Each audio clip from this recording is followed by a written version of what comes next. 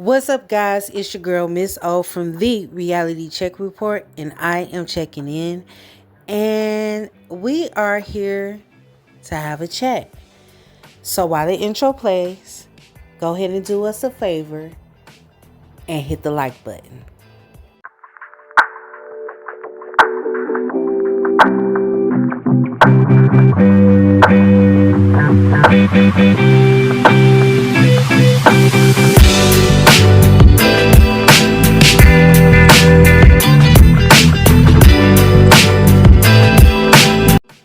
So on the docket today, we have LAMH.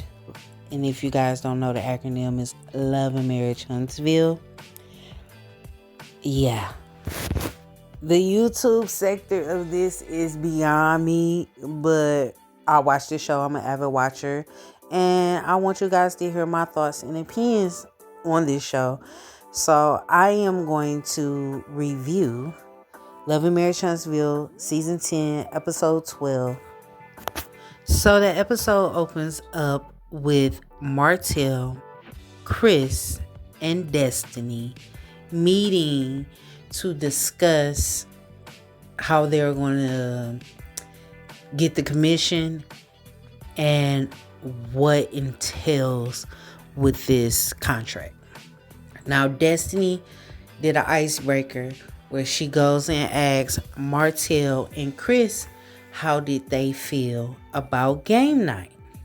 Now, Martell, I guess he had to throw a little jokey joke in there about Lance bringing his date. But like Destiny said, that was none of my concern. I was doing good into the pool situation. Chris begins to chime in and tells Destiny that his wife was feeling some kind of way. She was feeling ganged up on. But in Chris' confessional, he was saying because the fact that Destiny and Nell know one another and go back many, many years, but nobody can put any specification on how many years they've been knowing each other. That's neither here or there. He feel like she should have jumped in and defended her and or just be loyal. And essentially, Chris, what you're saying is you wanted Destiny to pick a side, and the side that you wanted her to pick was of your wife, Nell. Now, I will say, Nell didn't necessarily need no help because she was holding her own in that whole situation. I think she just got irritated because she had Mickey Mouse over there yapping. Mickey Mouse is Letitia.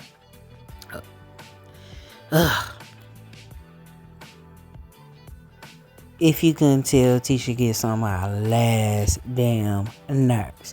But anywho, next they proceed to go into why Nell was feeling the way she was feeling. Destiny goes on to explain to Chris that her reason is staying behind, and I'm paraphrasing, is because she know what she said and she know what she said. And Destiny was the one to bring back the she said to both parties. In other words, I carried the bone and now they dug up and now I gotta put on the defense and let y'all know that I was the cause of this bullshit. Either way, they all grown. It's very, very clear that Letitia does not like Nell for whatever reason, but whatever. Moving on though, Martell and Chris asked how did she enjoy the game night, and they went through a plethora of questions. How long you known Will? Was it y'all first date? Martell spins and asks her, do you like him? But was it me? Or was the look that Martell gave Destiny presented more as a, you better tread lightly, bitch. You better tread lightly. Then he proceeds to ask about how long you known Twine. Then gonna throw a little passive aggressive joke in there. Well, we got like 5 more. And she should. She's a single woman who should go on to date. he then asked about Lance. It's very, very clear to everybody that her and Lance are done with, as she should. I mean, can't really take men serious these days, men or women, shit. Anywho, she lets them know that her and Swan, they just vibing. It's really more of a business situation than anything, but they have a knowledge that they are attracted to one another. Sidebar. Destiny, I'm loving this confessional look. That little leopard with the gloves, I couldn't stand that. But this confessional look, you look radiant. So I guess Martell line of questioning was to see where she sits at with her feelings, because he wants to ensure her basically that Will ain't up to no good. So previously the guys met up and they had a gym session, and basically Will just let us know that he's a permanent red flag. This man has 4 children with 4 different women. He's been engaged once, but it didn't go anywhere because, as he said, he got a lot of loving for multiple women. Bruh, bye. You think because you light skinned you got them braids? You gotta let it go. You're too old for this. It's time for you to figure out what you got going on. And it don't necessarily have to be with tying down a woman. So up next, you got Nell and Chris. They're at their home and they are discussing this new adventure that Nell has going on. She would like to open up a clothing boutique, and she would like to name it Posh and Prissy. Now, I'm not going to lie. The name is catchy. And I'm all for everybody doing whatever they dream of.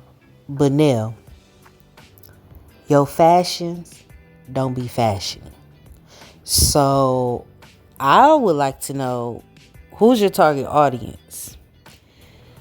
With all that being said, they sit down at the table and begin to discuss, what they're looking for this brick and mortar for the boutique clothing store. Chris proceeds to let her know that Lance is going to stop by, and she is okay with that because she has some things she would like to discuss with him in regards to his brother, her other son, Chris Jr. So Lance gets there, and she goes on to express that Chris Jr. already didn't call her to complain about how much he's getting paid. Now, I will say this. Lance is a business owner. If you got a problem, Chris Jr., with how much that man is paying you, go get another job. I'm kind of sick of these kids or these siblings or these family members that think it's okay to feel some kind of way when they work for their family's company, but then don't produce. Lance said that he's gotten better, but not to the point where he feel like he need to get him a raise. And if you feel like you paying him what he deserves to get paid, that's it. Chris, if you got a problem with it, go find you another fucking job. Anywho, Nell likes to say that she don't want to be in the middle of it, but she always in the middle of something. This lady drives off chaos. She remind me of somebody I know a great deal of. She's a chaotic woman. She's an agent of chaos. So, Chris Sr. proceeds to say, hey, we all haven't been together for a while. How do you guys feel about a Fletcher's dinner? Now, we seen on the previous season that they had a dinner and that did not go over so well. All Neil did was fucking yell. That's all she do is yell, yell, yell, yell, yell. And then she gets offended when her children decides to go to the softer parent or the more coherent of a listening parent. Neil, you are a huge part of the problem. Y'all had a session with Dr. Francis, and even if you feel like you don't need a session, you enjoy his aura. The fact that you went there and said what you said in front of that man and said you don't need no therapy lets me know you need fucking therapy. I know they gonna have the dinner.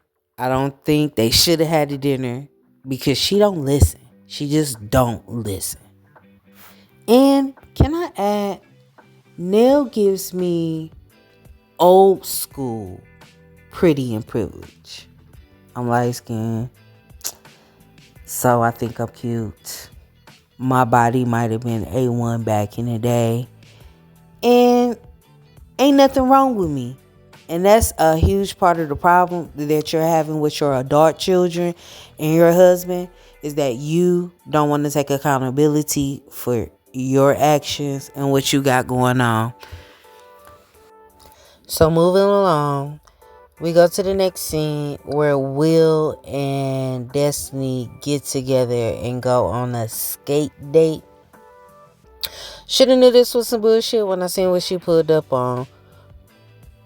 Why do you got a dress on or a skirt on for a skate date, Destiny? Please tell me. Well, while they're skating, they're getting a little bit of clothes, and then he sits down. He tried to woo her with this little sob story. I got this ball, so it shows me to slow down. Bruh, when we get to the next scene, we know all of that was complete and utter bullshit because of how you came at Martell about him spilling the game plan. Bruh, you are a walking red flag. I'm glad we got to see you after a couple of episodes, because you definitely had me fooled on that first episode. And here comes Ken ass talking about, just lay it out so we can know what's going on. Be up front. Yeah, like your woman did. Having you out here looking like a dum-dum about this Martell and how she know him and what was going on. Yeah, shut your ass up. After watching this scene, I just come to the realization that Will ain't shit. He ain't about shit. He ain't gonna be about shit. And that this aggression that he has comes off as if he don't even like women. So with that being said, we're gonna move on to the next scene. The next scene is the Fletcher dinner. So Lance walks in and informs Nell that he has invited company over, and Nell appears to be surprised, but in actuality it seems like she really pissed off because she ain't know her son might be taking this relationship as serious as it appears. Side note, is it just me, or does Nell have this controlling vibe about her that he's my possession, I wanted to go this way? It's almost like she had an attitude that Lance told her that he was having company over. Now granted, he should have been told her before the girl even popped up. That's neither here nor there. It just made me feel like something else is in the air. So the family start arriving. Kiki, Kayla, then Chris walks in the door. And you know what? I really peeped Nell. Nell remind me of my mama. They would like to do shit and then throw it in your face. Soon as Chris walked in the house, he couldn't even greet the family properly before Nell got to throwing his business out in the street. That's why they don't come to you and talk to you about shit. Because when you do something for them, you turn around and use it as ammunition to throw back at them when they piss you off. You are angry. You need to get that checked. Just angry and messy. So apparently there was a conversation that took place between the date of Lance and Nell, where they start ping-ponging Destiny's name around. Oh yeah, Twan, the god brother, who was also attracted to Destiny, is there too. Anywho, so I just don't like how this season they are trying to paint Destiny like she's some type of whore or something. This lady is single. She ain't having no intercourse with nobody. She can date whoever the fuck she want to date. Nell, I'm going to need you to stop harboring on this because you feel some kind of way because of how her and Lance didn't work out. Lance is a part of the problem on why they didn't work out. He had a baby on the way, which means that he was entertaining somebody else while he was entertaining Destiny. Now, granted, he can do so because he's single. But be upfront, be honest. Kiara, beautiful girl, but we can tell you on screen time.